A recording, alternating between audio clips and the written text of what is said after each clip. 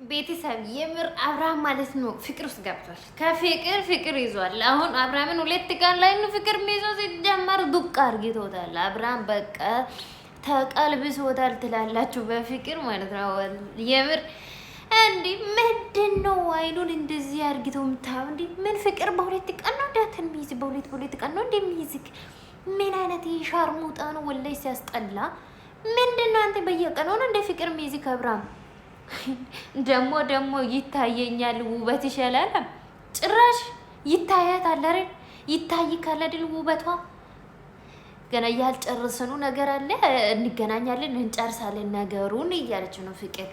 እና እኔ ከማንም ጋር እንድትኖር አይደለም የፈለግሽ ሰው ጋር መኖር ትችላለህ፣ ግን አይንክ ተገልጦ እውነታ የት እንዳለ ማን ተበድሎ እንደሚኖር እንድታይ ነው እንጂ እኔ ምንም እንድትሆንና ከማንም ጋር ስትፈልግ ገደል ግባ ብላለች። አሁን ፍቅር ራሱ ማለት ነው ስትፈልግ ገደል ግባ።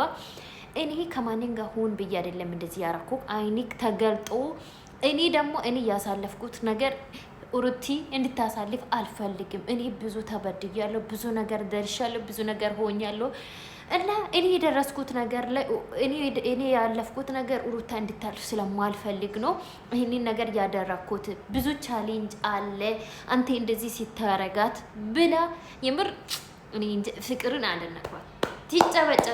ትጨበጨብልን የምር ትጨበጨብልን ፍቅር ማለት ነው። ተመቸችን የምር ተመቸችን። ለኔ ተመችተኛለች የምር። ይመችሽ ፍቅር የኔ ቆንጆ የኔ ጥቅጥቅ ምንድነው ዶሮ ቆቆቆቆ የምር። እና የምር ፍቅር ያልጨረስነው ነገር አለ ገና እንጨርሳለን ብላለች። እና ያኔ ይገናኛሉ ማለት ነው። እሺ አብርሃም ፍቅር ይዞታል፣ ከፍቅር ፍቅር ይዞታል። በአንድ ቀንም ፍቅር ይዞታል። ተላክፏለሁ ሰውዬው